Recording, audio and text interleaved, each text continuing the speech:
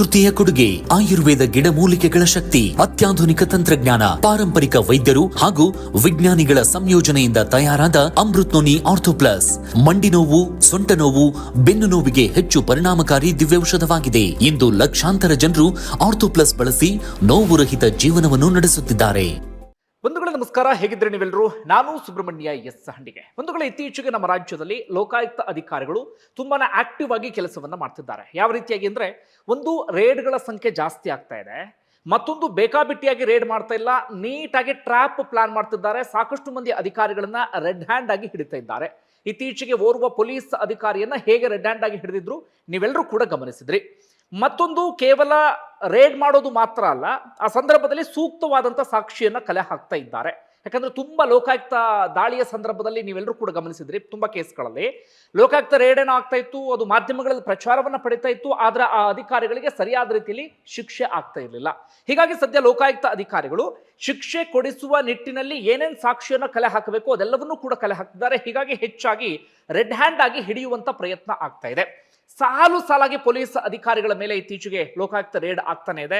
ಸಾಕಷ್ಟು ಪೊಲೀಸ್ ಅಧಿಕಾರಿಗಳು ಸಸ್ಪೆಂಡ್ ಆಗ್ತಾ ಇದ್ದಾರೆ. ಕೇವಲ ಪೊಲೀಸ್ ಇಲಾಖೆ ಮಾತ್ರ ಅಲ್ಲ, ಬೇರೆ ಬೇರೆ ಇಲಾಖೆಯಲ್ಲೂ ಕೂಡ ಅಂಥದ್ದಾಗ್ತಾ ಇದೆ. ಇದರ ನಡುವೆ ನಿನ್ನೆಯ ಒಂದು ಲೋಕಾಯುಕ್ತ ರೇಡ್ ಇಡೀ ರಾಜ್ಯದ ಗಮನವನ್ನ ಸೆಳೆಯಿತು. ಒಟ್ಟು 9 ಅಧಿಕಾರಿಗಳ ಮನೆ ಮೇಲೆ ರೇಡ್ ಆಯಿತು. ಮೊನ್ನೆ ಅವರ ಕಚೇರಿ, ಸಂಬಂಧಪಟ್ಟಂತಹ ಬೇರೆ ಬೇರೆ ಕಡೆಗಳು, ಎಲ್ಲ ಕಡೆಗಳಲ್ಲೂ ಕೂಡ. ಆದರೆ ಓರ್ವ ಅಧಿಕಾರಿಯ ವಿಚಾರ ಇಡೀ ರಾಜ್ಯದ ಗಮನ ಸೆಳೆಯಿತು. ಅದಕ್ಕೆ ಸಂಬಂಧಪಟ್ಟಂತ ವಿಡಿಯೋ ಕೂಡ ವೈರಲ್ ಆಗ್ತಾ ಇದೆ. ಸಾಧಾರಣವಾಗಿ ಇಂಥದ್ದೆಲ್ಲವನ್ನು ಕೂಡ ನಾವು ಸಿನಿಮಾದಲ್ಲಿ ನೋಡ್ತಾ ಇದ್ವಿ. ಒಂದು ರೀತಿಯಲ್ಲಿ ಸಿನಿಮಾವನ್ನ ನೋಡಿದ ರೀತಿಯಲ್ಲಿ ಆಯಿತು. ಅಂಥದ್ದೆಲ್ಲ ಒಂದಷ್ಟು ಬೆಳವಣಿಗೆ ಆಗ್ತಾ ಹೋಯಿತು. ಅದೇನು ಅನ್ನೋದನ್ನು ಗಮನಿಸ್ತಾ ಹೋಗೋಣ. ನಿನ್ನೆಯ ಲೋಕಾಯುಕ್ತ ರೇಡ್, ಒಟ್ಟು 9 ಅಧಿಕಾರಿಗಳ ಮೇಲಿನ ರೇಡ್ ಸಂದರ್ಭದಲ್ಲಿ ಬರೋಬ್ಬರಿ 43 ಕೋಟಿಯಷ್ಟು ಅಕ್ರಮ ಆಸ್ತಿ ಪತ್ತೆಯಾಗಿದೆ. ಬಂಧುಗಳೇ, ಯೋಚನೆ ಮಾಡಿ, ಬರೀ 9 ಅಧಿಕಾರಿಗಳ ಮನೆಯಲ್ಲಿ, ಮತ್ತೊಮ್ಮೆ ಹೇಳ್ತೀನಿ, ಬರೀ 9 ಅಧಿಕಾರಿಗಳ ಮನೆಯಲ್ಲಿ 43 ಕೋಟಿಯ ಆಸುಪಾಸು ಅಕ್ರಮ ಆಸ್ತಿ ಅಂದ್ರೆ ನೀವು ಯೋಚನೆ ಮಾಡಿ ಅಥವಾ ಲೆಕ್ಕ ಹಾಕಿ. ಈ ರೀತಿಯಾಗಿ ರೇಡ್ ಮಾಡ್ಕೊಂಡು ಹೋಗ್ಬಿಟ್ರೆ ನಮ್ಮ ರಾಜ್ಯದಲ್ಲಿ ಎಷ್ಟು ಮಂದಿ ಸಿಗ್ತಾರೆ ಅಂತ ಹೇಳಿ. ಎಂಥ ದರಿದ್ರಗಳ್ರಿ ಇವರೆಲ್ಲರೂ ಕೂಡ. ಕಂಡವರ ದುಡ್ಡನ್ನ ತಿನ್ನೋದಕ್ಕೆ ಅದು ಹೇಗ್ರೆ ಮನಸ್ಸು ಬರುತ್ತೆ ಇವರೆಲ್ಲರಿಗೂ ಕೂಡ.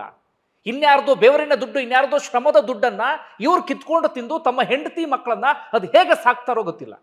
ಇಂಥ ದರಿದ್ರಗಳಿಂದಲೇ ನಮ್ಮ ದೇಶ ಇವತ್ತು ಇಂಥ ಪರಿಸ್ಥಿತಿಗೆ ಬಂದಿದ್ದು. ಯಾವಾಗ ಇದೆಲ್ಲವೂ ಕೂಡ ಬದಲಾಗುತ್ತೋ ಗೊತ್ತಿಲ್ಲ. ಪ್ರತಿ ಇಲಾಖೆಯಲ್ಲೂ ಲಂಚ, ಪ್ರತಿ ಇಲಾಖೆಯಲ್ಲೂ ಭ್ರಷ್ಟಾಚಾರ, ದುಡ್ಡು ದುಡ್ಡು ದುಡ್ಡು. ಒಬ್ಬ ಮನುಷ್ಯನಿಗೆ ಎಷ್ಟು ಮನೆ ಬೇಕ್ರಿ? ಒಬ್ಬೊಬ್ಬರ ಲಿಸ್ಟ್ ನೋಡ್ಬೇಕು. ಇವರೆಲ್ಲರ ಲಿಸ್ಟಲ್ಲಿ 6 ನಿವೇಶನ, 5 ಸೈಟು, ಇನ್ನೇನು ಬೇಕಾದಷ್ಟು ಕೆಜಿ ಗಟ್ಟಲೆ ಚಿನ್ನಾಭರಣ.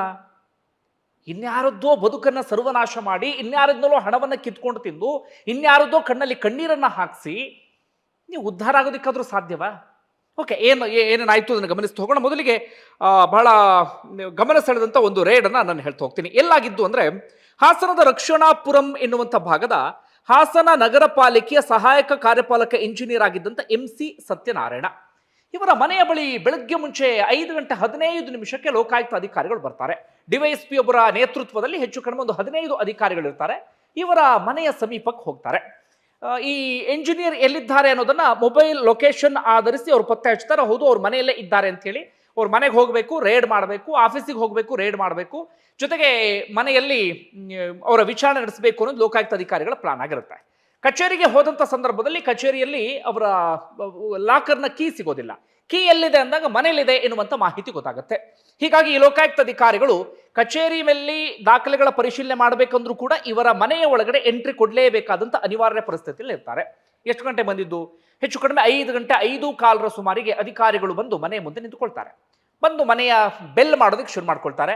ಒಳಗಡೆ ಇದ್ದಂಥ ಅಧಿಕಾರಿಗೆ ಅದು ಹೇಗೋ ಲೋಕಾಯುಕ್ತ ರೇಡ್ ಎನ್ನುವಂಥ ವಿಚಾರ ಗೊತ್ತಾಗಿ ಬಿಡುತ್ತೆ. ಹಿಂದಿನ ದಿನವೇ ಯಾರು ಹೇಳಿದ್ರು ಅಥವಾ ಬೆಳಗ್ಗೆ ಮುಂಚೆ ಯಾರಾದ್ರೂ ಹೇಳಿದ್ರು ಗೊತ್ತಿಲ್ಲ.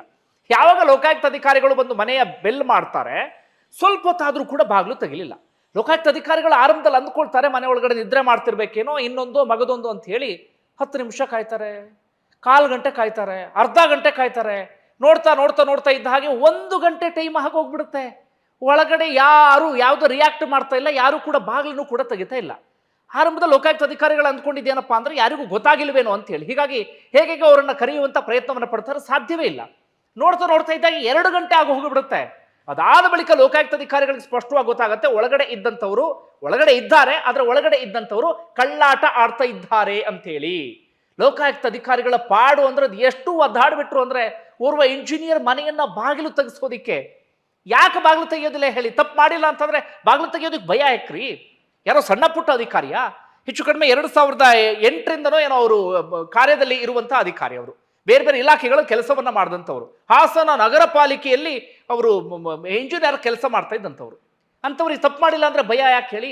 ತಪ್ಪು ಮಾಡಿದ್ದ ಕಾರಣಕ್ಕಾಗಿಯೇ ಭಯದಿಂದ ಒಳಗಡೆ ಆ ಅಧಿಕಾರಿ ಅಡಗಿ ಕುಳಿತುಕೊಂಡು ಬಿಡ್ತಾರೆ. ಎಷ್ಟೇ ಬಾಗಿಲು ತಡ್ಲಿ ಹೇಗೆಂಗೋ ಕರೆಯೋದಕ್ಕೆ ಪ್ರಯತ್ನವನ್ನ ಪಡ್ತಾರೆ, ಸಾಧ್ಯ ಇಲ್ಲ. ಅದಾದ ಬಳಿಕ ಪೊಲೀಸರು ಬರ್ತಾರೆ, ಪೊಲೀಸರು ಎಚ್ಚರಿಕೆ ನೀಡ್ತಾರೆ, ನೀವು ಬಾಗಿಲು ತೆಗೆದಿಲ್ಲ ಅಂತಾದ್ರೆ ಹಂಗಾಗತ್ತೆ ಹಿಂಗಾಗತ್ತೆ ಅಂತಾರೆ. ಡೋಂಟ್ ಕೇರ್, ಬಾಗಿಲು ತೆಗಿಲೇ ಇಲ್ಲ. ಕೊನೆಗೆ ಓರ್ವ ಅಧಿಕಾರಿ ಏನು ಮಾಡ್ಬಿಡ್ತಾರೆ ಗೊತ್ತಾ? ಬೇರೆ ರೀತಿಯಲ್ಲಿ ಏನಾದ್ರು ಕರೆಯುವಂತ ಪ್ರಯತ್ನವನ್ನ ಪಡೋಣ ಅಂತ ಹೇಳಿ ಅವರ ಪೊಲೀಸ್ ಜೀಪ್ ಇರುತ್ತಲ್ಲ ಅದ್ರ ಮೇಲೆ ಹತ್ತಿ ಸೀದಾ ಬಾಲ್ಕನಿ ಮೇಲ್ಗಡೆ ಹತ್ತಿ ಅಲ್ಲಿದ್ದಂತ ಕಿಟಕಿಯನ್ನ ಓಪನ್ ಮಾಡಿ ಒಳಗಡೆ ಇದ್ದಂಥವ್ರನ್ನ ಕರೆಯುವಂತ ಪ್ರಯತ್ನವನ್ನ ಪಡ್ತಾರೆ. ಆದ್ರೆ ಅದು ಕೂಡ ಪ್ರಯೋಜನ ಆಗ್ಲಿಲ್ಲ. ಅದಾದ ಬಳಿಕ ಬಾಲ್ಕನಿಯಲ್ಲಿ ಯಾವ್ದಾದ್ರು ಡೋರ್ ಓಪನ್ ಆಗಿದೆಯಾ, ಯಾವ್ದಾದ್ರು ರೀತಿಯಲ್ಲಿ ಮನೆ ಒಳಗಡೆ ಎಂಟ್ರಿ ಕೊಡಬಹುದಾ, ಈ ರೀತಿಯಾಗೆಲ್ಲ ಅಧಿಕಾರಿಗಳು ಪ್ರಯತ್ನವನ್ನ ಪಡ್ತಾರೆ. ಮನೆ ಒಳಗಡೆ ಎಂಟ್ರಿ ಕೊಡೋದಕ್ಕೆ ಸಾಧ್ಯವೇ ಆಗಲಿಲ್ಲ. ಒಂದು ರೀತಿಯಲ್ಲಿ ಹೈ ಡ್ರಾಮಾ ಸಿನಿಮಾದಲ್ಲಿ ನೋಡ್ದಂಗೆ ರೀತಿಯಲ್ಲಿ ಆಗಿಬಿಡ್ತು. ಲೋಕಾಯುಕ್ತ ಅಧಿಕಾರಿಗಳು ಪಾಪ ಮನೆ ಒಳಗಡೆ ಹೋಗೋದಕ್ಕೆ ಈ ರೀತಿಯಾಗಿ ಒದ್ದಾಡ್ಬಿಡ್ತಾರೆ. ಎಲ್ಲೆಲ್ಲೋ ಒಳಗಡೆಯಿಂದ ಮನೆ ಒಳಗಡೆ ಎಂಟ್ರಿ ಕೊಡೋದಕ್ಕೆ ಪ್ರಯತ್ನವನ್ನ ಪಡ್ತಾರೆ, ಸಾಧ್ಯವೇ ಆಗಲಿಲ್ಲ. ಅದಾದ ಬಳಿಕ ಲೋಕಾಯುಕ್ತ SP ನಂದಿನಿ ಅಂತೇಳಿ ಅವ್ರ ಹೆಸರು, ಅವರು ಸ್ಪಾಟಿಗೆ ಬರುವಂತ ಪರಿಸ್ಥಿತಿ ಎದುರಾಗ್ಬಿಡ್ತು. ಕೊನೆಯದಾಗ ಅವ್ರ ಮನೆ ಬಾಗಿಲನ್ನ ಬಡಿತಾರೆ, ಹೊರಗಡೆಯಿಂದ ಕೂಗ್ತಾರೆ, ಏನೇನೋ ಮಾಡ್ತಾರೆ, ಪ್ರಯೋಜನ ಆಗಲಿಲ್ಲ. ಅಲ್ಲಿ ಹೊರಗಡೆ ಇದ್ದಂತ ಪೊಲೀಸರು ಹೇಳ್ತಾರೆ, ನೀವು ಒಳಗಡೆ ಬಾಗಿಲು ತೆಗೆದಿಲ್ಲ ಅಂತಂದ್ರೆ ಬಾಗಿಲು ಮುರಿದು ಒಳಗಡೆ ಬರ್ತೀವಿ ಅಂತ ಹೇಳಿ.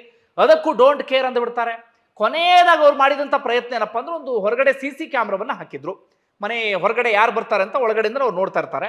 ಆ CC ಕ್ಯಾಮ್ರಾದ ಮುಂದೆ ಹೋಗಿ ಪೊಲೀಸ್ ಅಧಿಕಾರಿ ಒಬ್ರು ಹೇಳ್ತಾರೆ, ನೋಡಿ ಇದು ನಿಮಗೆ ಲಾಸ್ಟ್ ವಾರ್ನಿಂಗ್, ನೀವೇನಾದ್ರೂ ತೆಗೆದಿಲ್ಲ ಅಂತ ಆಗ್ಬಿಟ್ರೆ ನಾವು ಮನೆ ಒಳಗಡೆ ಬಂದೇ ಬರ್ತೀವಿ, ನಮಗೆ ಹೇಗೆ ಬರಬೇಕು ಅಂತ ಗೊತ್ತಿದೆ, ಆ ರೂಪದಲ್ಲಿ ಬಂದ್ರೆ ನಿಮ್ಮ ವಿರುದ್ಧ ಹೇಗೆ ಕ್ರಮ ತೆಗೆದುಕೊಳ್ಬೇಕು ಅದು ಕೂಡ ನಮಗೆ ಗೊತ್ತಿದೆ ಅಂತೇಳಿ ಎಚ್ಚರಿಕೆಯನ್ನು ಕೊಡ್ತಾರೆ.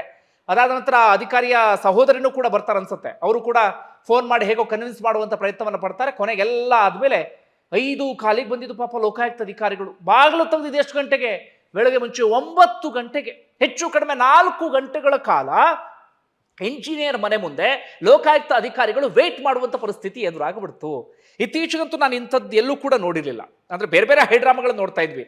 ರೇಡ್ ಆದಂಥ ಸಂದರ್ಭದಲ್ಲಿ ದುಡ್ಡಿನ ಮೂಟೆಯನ್ನು ಹೊರಗಡೆ ಎಸೆಯೋದು, ದುಡ್ಡನ್ನು ತೆಗೆದು ಇನ್ನೇನೋ ಮಾಡೋದು, ಅಥವಾ ಎಲ್ಲೋ ಒಳಗಡೆ ಬಚ್ಚಿಡೋದು, ಅಂಥದ್ದೆಲ್ಲವೂ ಕೂಡ ನೋಡ್ತಾ ಇದ್ವಿ. ಆದ್ರೆ ಮನೆಯ ಬಾಗಿಲನ್ನ ತೆಗೆದೇ ಸತಾಯಿಸಿದ್ದು ನನ್ನ ಪ್ರಕಾರ ಫಸ್ಟ್ ಕೇಸ್ ಅಂತತೆ. ಆ ಕಾರಣಕ್ಕಾಗಿ ಇದು ರಾಜ್ಯದ ಗಮನವನ್ನು ಸೆಳೀತಾ ಇದೆ. ಈಗ ನಿಮಗೆ ಕುತೂಹಲ ಆಗುತ್ತಲ್ಲ, ಓಕೆ ಇಷ್ಟೆಲ್ಲ ಮಾಡಿದ್ರಲ್ಲ ಏನು ಸಿಕ್ಕಿರಬಹುದು ಅಧಿಕಾರಿಯ ಮನೆಯಲ್ಲಿ ಅಂತ ಹೇಳಿ, ಅದನ್ನ ಹೇಳ್ತಾ ಹೋಗ್ತೀನಿ ಕೇಳಿ. ಕೊನೆಯದಾಗ ಸಿಕ್ಕಿದ್ದು ಎಷ್ಟು ಗೊತ್ತಾ? 7.45 ಕೋಟಿಯಷ್ಟು ಆಸ್ತಿ. ಅದ್ರಲ್ಲಿ ಅಕ್ರಮ ಎಷ್ಟಿರ್ಬೋದು ಅಂದಾಜು ಮಾಡಿ ನೋಡೋಣ. ಬರೋಬ್ಬರಿ 6.82 ಕೋಟಿ ಅಕ್ರಮ ಆಸ್ತಿ. ಸಿಕ್ಕಿದೆಷ್ಟು? 7,45,00,000. ಕೊನೆಗೆ ಅಕ್ರಮ ಎಷ್ಟು ಅಂದ್ರೆ 6,82,00,000. ಅದು ಯಾವುದಕ್ಕೂ ಕೂಡ ಲೆಕ್ಕ ಇಲ್ಲ. ಅವ್ರಿಗೆ ಸರಿಯಾದ ರೀತಿಯಲ್ಲಿ ಸಂಬಳದ್ದು ಅಥವಾ ಅವ್ರೇನಾದ್ರು ಬೇರೆ ಬೇರೆ ಕೃಷಿಯೋ ಅಥವಾ ಇನ್ನೊಂದು ಯಾವುದೋ ಕಮರ್ಷಿಯಲ್ ಆಕ್ಟಿವಿಟೀಸೋ ಅಂಥದ್ದೇನಾದ್ರು ಇದ್ದಿದ್ರೆ ಅವರಿಗೆ ಒಟ್ಟಾರೆ ಆಗಿ ಅವರ ಆದಾಯ 1.5 ಕೋಟಿನೋ 2 ಕೋಟಿನೋ ಅಷ್ಟೇ ಇರಬೇಕಾಗಿತ್ತು. ಆದ್ರೆ ಆ ಮನುಷ್ಯಂದು ಇದ್ದಿದ್ದೆಷ್ಟು? 7,45,00,000.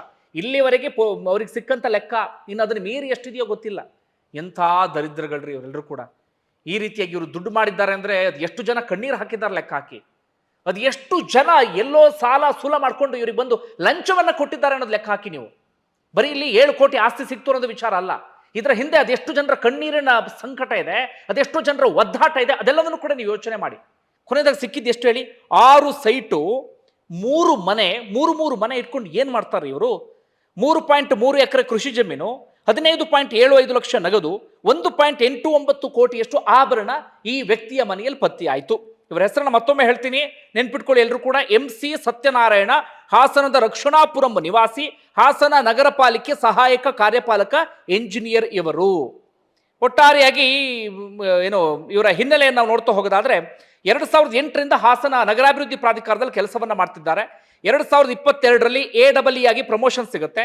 4 ತಿಂಗಳ ಹಿಂದೆ ಪಾಲಿಕೆಗೆ ಟ್ರಾನ್ಸ್ಫರ್ ಆಗಿದ್ರು. 2008ರಿಂದ 2022ರವರೆಗೆ ಒಂದೇ ಕಡೆ ಗೂಟ ಹೊಡ್ಕೊಂಡು ಕೂತ್ಕೊಂಡಿದ್ರು. ಉಳಿದ ಅಧಿಕಾರಿಗಳದ್ದೇನು ಕಡಿಮೆ ಇಲ್ಲ. ಕ್ವಿಕ್ ಆಗಿ ಹೇಳ್ತಾ ಹೋಗ್ತೀನಿ.